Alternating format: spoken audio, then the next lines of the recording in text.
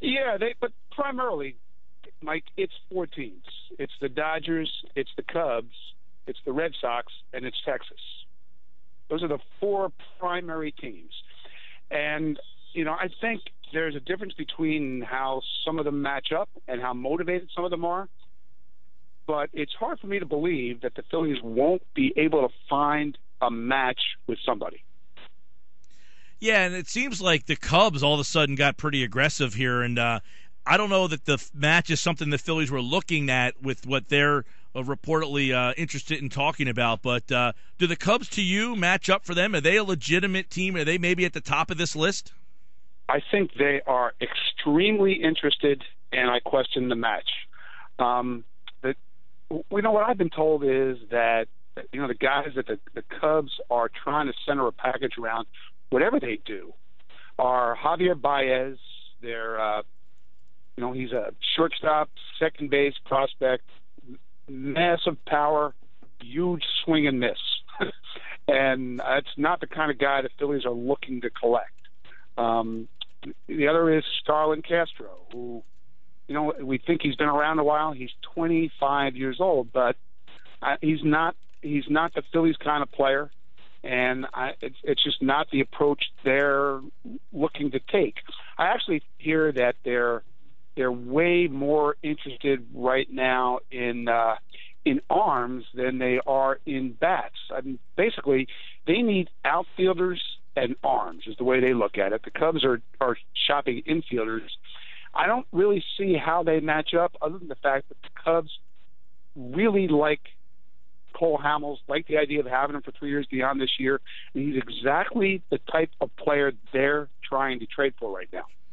Yeah, and earlier in the week, it seemed like the Dodgers were a good mix. I think last week when you were on, you said when Greinke opts out of that deal, it's going to be Kershaw, period. That's basically all they got.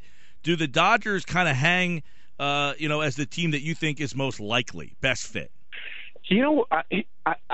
I don't think so anymore. And it's interesting because I would say that if you polled the other 28 teams in baseball, they would say the Dodgers will be the team. I'm not getting that vibe. I'm getting the vibe that the Dodgers are looking to trade for two pitchers, and they're fine with the idea of both of them being rentals. I think they'll pay big time for one of them, whether that winds up being a Cueto or Yovani Gallardo or somebody like that. And they're going to sit back and wait and see who's desperate to unload somebody in a glutted starting pitching market next week. So I don't really think in the end they're going to be the team that winds up with Cole Hamels, at least not right now. Jason Stark was us, ESPN.com senior baseball writer here on the Sports Bash 97.3. Before we dive a little deeper into Cole and some of the teams and their ability, what do you think, Jason, the Kazmir deal did for a Hamels deal? Did that help or hurt? I don't know that it helped or that it hurt, but it told us a little something. When you watch the Phillies try to make a deal, doesn't it seem like they agonize over every little detail of it, worry about how it's going to be perceived, wonder about how close the guys they're going to get back are going to be, all that stuff. And you see Billy Beane, who doesn't worry about any of it, just go out, target a player who's probably 3 years away from playing in the big leagues, and go get him. And, I think some of this is Billy doesn't have to answer to anybody. He doesn't have to worry about anybody. He's got carte blanche to do whatever he feels like doing. And the Phillies are under such pressure internally and externally to make a great deal that they can't think that way. They can't center a package around a guy who's 20 years old, even if they project him way, way down the road to be a middle-of-the-order force. And I think it's a window into why the Phillies are having so much trouble making this trade and all trades. Jay, does that again go back to somewhat the disorganization of the front office right now? About does Pat Gillick is he seeing eye to eye with Andy, and is Ruben involved at all? Is that still kind of lingering? Well, I don't know that they're disorganized. I don't know if that's the right word, Mike, but won't use the word complicated. I think the Phillies at this point have the most complicated management structure in the whole sport.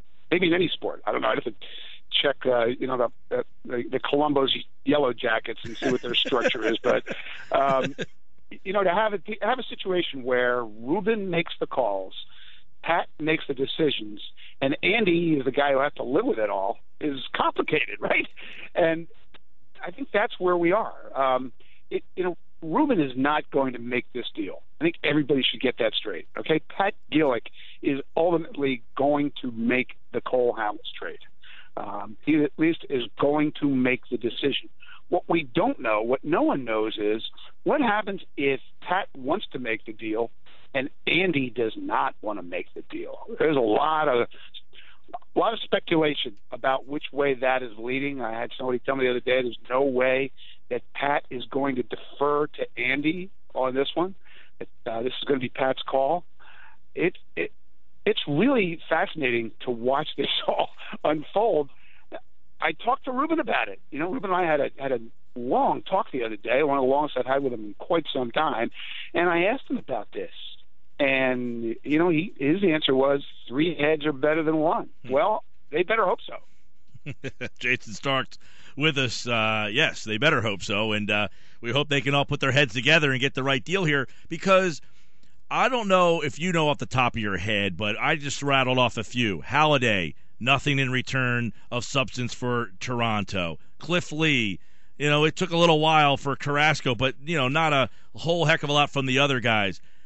It doesn't happen often where you trade a top-of-the-line guy and then you're getting good stuff back in return. It feels like people just think you trade Hamels and you automatically are going to get something that's going to turn this franchise around. These things aren't easy to do.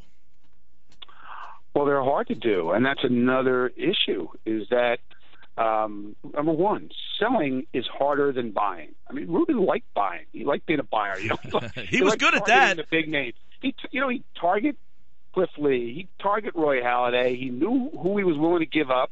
It wasn't that complicated. Selling is tricky.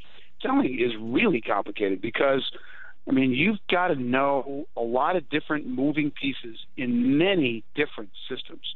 You've got to rely on a lot of people because you've got to trust them in their judgment of players you've probably never seen.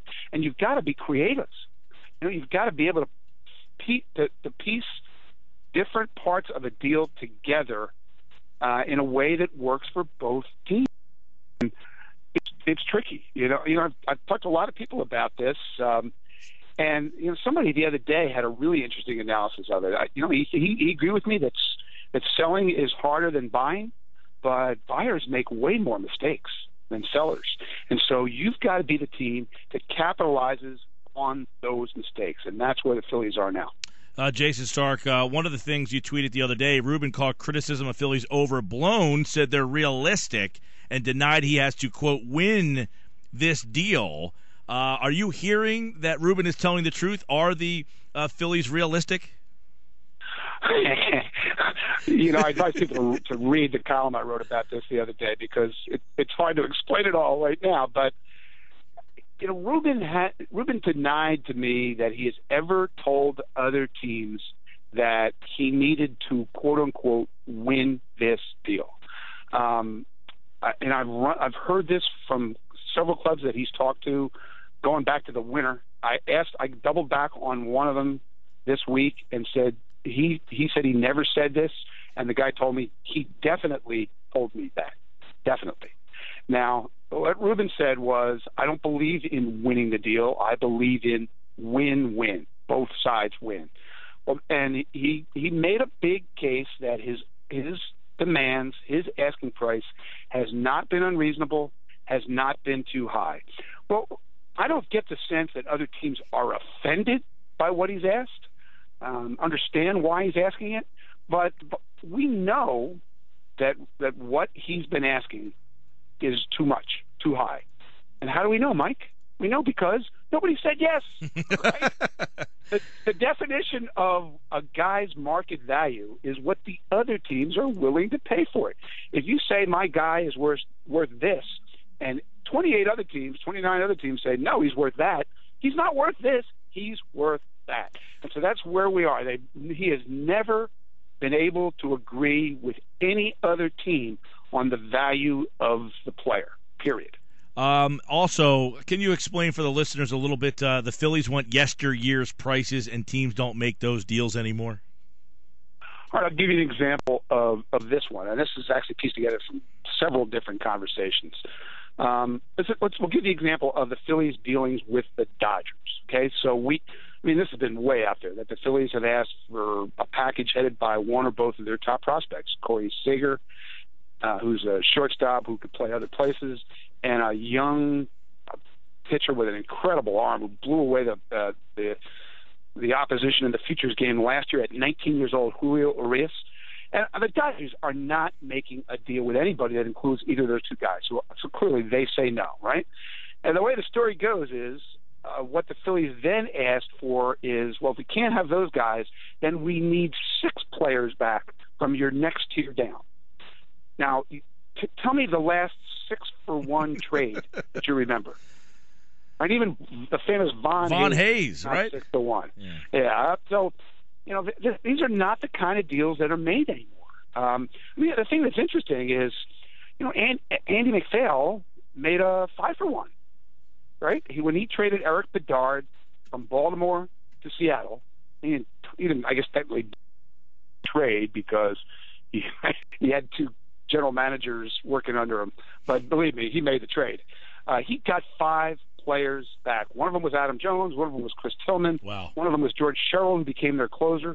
And he got 2 other guys who I believe played in the big leagues. And, Andy's told people that in retrospect, he was greedy. He really shouldn't have asked for that much, but he did. And if he really believes that, then they can't possibly, in their heart of hearts, think somebody's going to give up 6. I think where this is leading is we're still a week away. And at some point in the next week, the Phillies' asking price will get more reasonable, and they'll hone in on whatever it takes to make a trade. But then the final piece in this equation is Cole Hamels himself. He pitches tomorrow in Wrigley Field. The whole friggin' Cubs front office will be sitting there watching. There'll be a dozen other scouts, and the heat will be on in more ways than one. And they need Cole to pitch well. I was talking to a guy from one team about this yesterday, and he said, think about it this way. Cole has pitched in the playoffs. He's pitched in the World Series. But to that front office, this is the biggest pitched. Jason Stark with us. Real quick, Jay, that's Papelbon. Are they running out of options for him? I kind of warned you about this last week, and then I wrote this the other day. That they missed their window. I really believe this. There was a time when I think the Blue Jays were ready to do it. There was a time when I think the Cubs were close to doing it. There was a time when I think the Dodgers were interested in doing it. Those teams, from what I can gather, have all moved on now. And I don't know where Jonathan Papelbon's going. All of a sudden, there are about 7 closers out there and almost no contenders looking. So I bet he's still around in August 1st. Won't that be fun? That could be an ugly situation. Utley, would he waive his no-trade clause, or does he want to be a Philly for life? This is evolving. I think now Chase is going to wind up getting traded in August. Wow. Deal. The whole medical saga, you and I have talked about it a lot, is interesting. I've heard through the grapevine that Chase thinks now that the injury was misdiagnosed. He went to them. He felt like he needed the time off. He went and saw a rehab guy he has worked with in the past. He went and had tests. They feel like this rest and that rehab program have fixed him, and that when he comes back, he is going to be Chase Utley again. And if that's true, my understanding is they have 3 teams interested in dealing for him. But it can't happen now till August. So who claims him on waivers? We're at a stage where the contract's not going to be an issue because he's not going to vest the option. So now the whole thing is different. He's much more marketable. It's just going to be a function of, does he get claimed by a team he would go to? There's been a lot of Angels talk. I would watch the Yankees on him. This is going to be the August Phillies trade saga to follow. All right, Jason Stark with more on the trade deadline. Of course, here on the Stark Report, 97.3 ESPN, driven by Team Nissan, the spot where the checkered flag drops. And I'm sure you will be busy over the next week here compiling more information on who stays and who goes. We've got a couple of trades. We just had one by the Marlins, and we'll get you up to date on that one in just a minute. Thank you, Jay. Thanks, Mike.